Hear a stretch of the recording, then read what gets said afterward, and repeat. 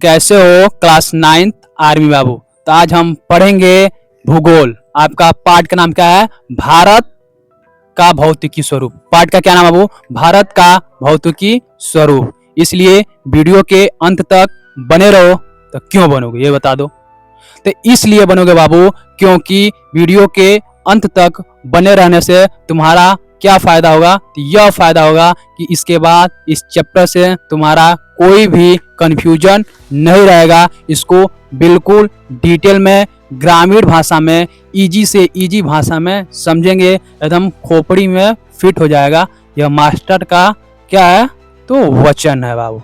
ठीक है, चलो प्रारंभ करते हैं। फोन में उसका पीडीएफ बना लिया गया है। क्लियर है? चलो, भारत का भौतिकी स्वरूप क्या होता है? तो जब चैप्टर का ही नाम है बाबू भारत का भौतिकी स्वरूप, तो वो होता क्या है उसके बारे में जान लो कि भारत का भौतिकी स्वरूप क्या होता है। तो देख लो, भौतिकी स्वरूप का मतलब है धरती की प्राकृतिक बनावट। सिंपल भाषा में भौतिकी स्वरूप का मतलब क्या होता है? तो धरती की प्राकृतिक बनावट, यानी जो धरती है वो प्राकृतिक रूप से किस तरह बनी हुई है, उसी को बोलते हैं भौतिकी स्वरूप।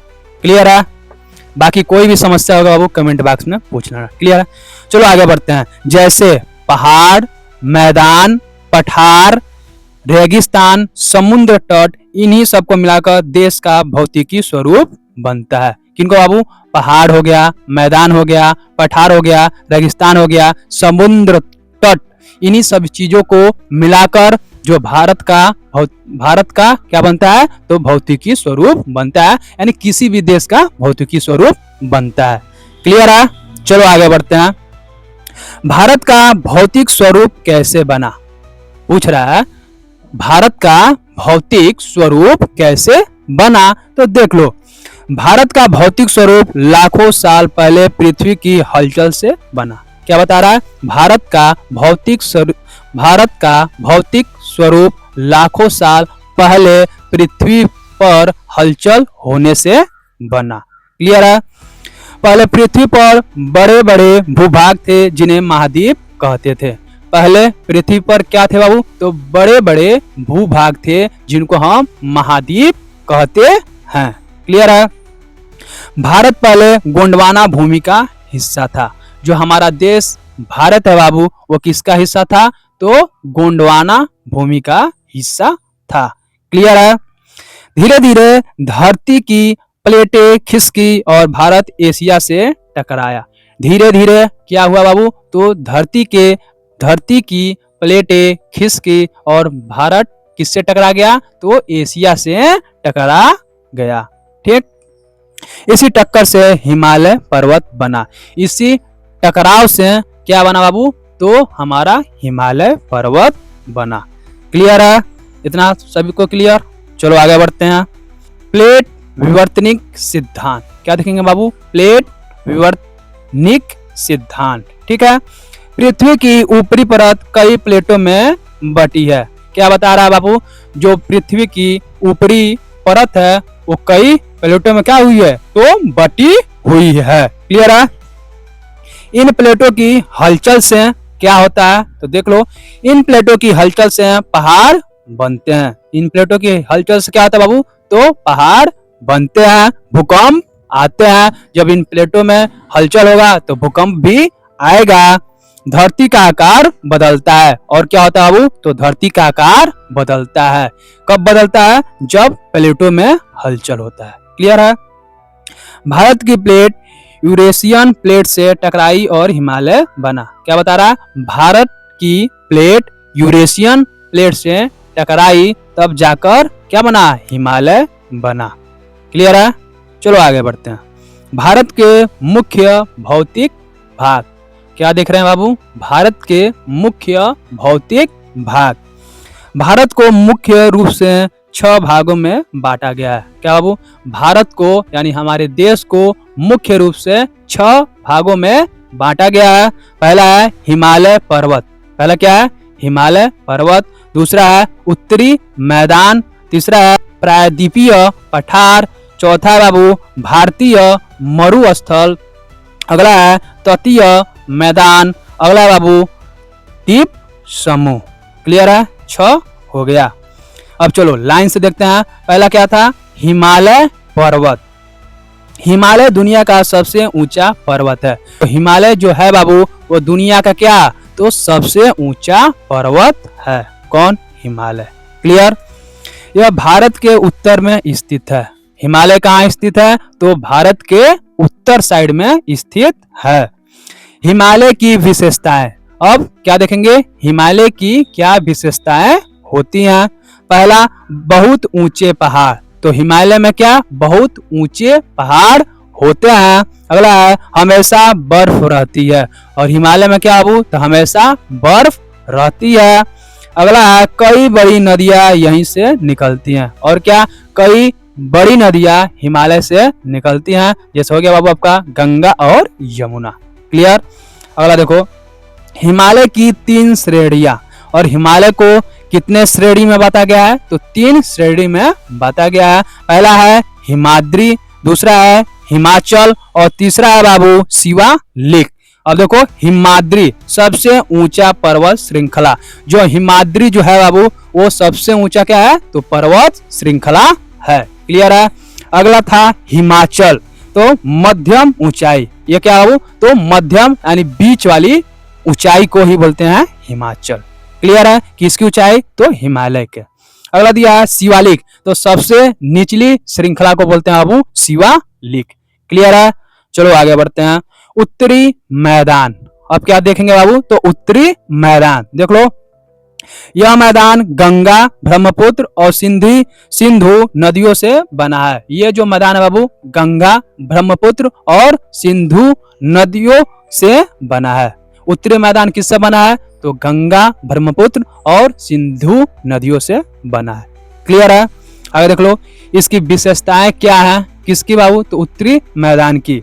बहुत उपजाऊ जमीन। तो उत्तरी मैदान में जो जमीन होती है बाबू क्या होती है, तो बहुत ही उपजाऊ होती है। खेती के लिए सबसे अच्छा जो उत्तरी मैदान होती है बाबू वो खेती के लिए क्या है, तो सबसे अच्छा यानी अच्छी होती है। ठीक है। अगला है, यहाँ बहुत जनसंख्या रहती है। और यहाँ पर क्या, बहुत अत्यधिक जनसंख्या रहती है। तो कहाँ, तो उत्तरी मैदान में। क्लियर है। यह मैदान 3 भागों में बांटा गया है। उत्तरी मैदान को भी बाबू कितने भागों में बांटा गया है, तो 3 भागों में बांटा गया है। पहला है पंजाब मैदान, दूसरा है बाबू गंगा मैदान, तीसरा है बाबू ब्रह्मपुत्र मैदान। क्लियर है। अगला देखो, प्रायद्वीपीय पठार। अगला क्या है, प्रायद्वीपीय पठार। यहाँ जमीन ऊंची और चट्टाने होती हैं। प्रायद्वीपीय पठार में क्या होता है, तो जमीन ऊंची होती है और चट्टाने यहाँ पर रहती हैं। क्लियर है। 2 मुख्य भाग, प्रायद्वीपीय पठार को 2 मुख्य भागों में बांटा गया है। पहला है बाबू मालवा पठार, दूसरा है बाबू दक्कन पठार। क्लियर है। इसकी विशेषता देख लो, किसकी बाबू, तो प्रायद्वीपीय पठार का। यहाँ खनिज बहुत मिलते हैं। प्रायद्वीपीय पठार पर क्या हो, तो खनिज बहुत अधिक मात्रा में मिलते हैं। जमीन कठोर होती है। और जमीन कैसी होती है बाबू, तो कठोर होती है। कहाँ, तो प्रायद्वीपीय पठार में। क्लियर है। अगला है भारतीय मरुस्थल। क्या बाबू, भारतीय मरुस्थल। इसे थार मरुस्थल भी कहते हैं। भारतीय मरुस्थल को क्या, तो थार मरुस्थल भी कहते हैं। यह भारत के पश्चिम में है। भारतीय मरुस्थल किधर स्थित है, तो भारत के पश्चिम में। क्लियर। इसकी विशेषता देख लो, किसकी, तो मरुस्थल की। पहला है बहुत कम वर्षा, यानी भारतीय मरुस्थल में जो वर्षा होती है वो क्या होती है, बहुत ही कम होती है। रेत की टीले, और यहाँ पर क्या होता है बाबू, तो रेत की टीले होती हैं। कहाँ, तो मरुस्थल में। अगला है कम पेड़ पौधे, और यहाँ पर पेड़ पौधे क्या होते हैं, तो कम होते हैं। ठीक है।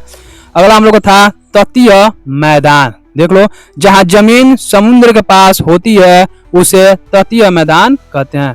जहाँ जमीन जो होती है बाबू वो किसके पास होती है, तो समुद्र के पास होती है, उसी को बोलते हैं तटीय मैदान।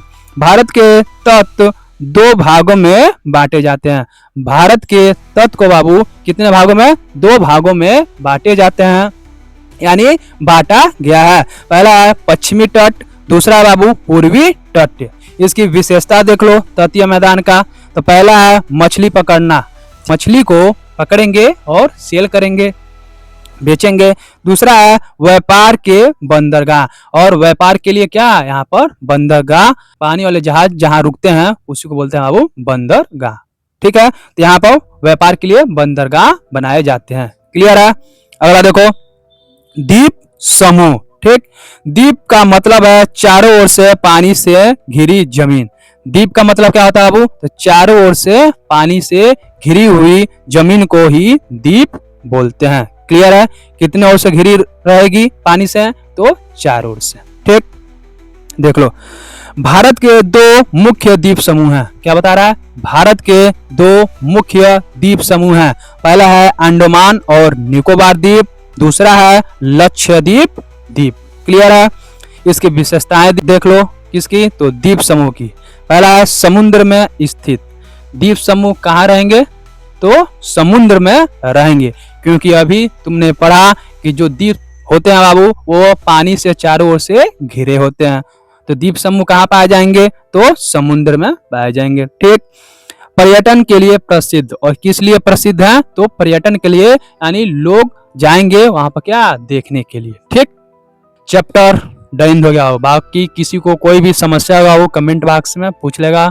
और वीडियो पसंद आया तो लाइक, चैनल को सब्सक्राइब करके जुड़ जाओ, क्योंकि आगे आने वाले भी जो चैप्टर हैं बिल्कुल इजी वे में डिटेल में पढ़ेंगे बाबू। ठीक है, इसलिए चैनल को सब्सक्राइब करके साथ रहो कि हर एक अपडेट मिलता रहेगा। जय हिंद।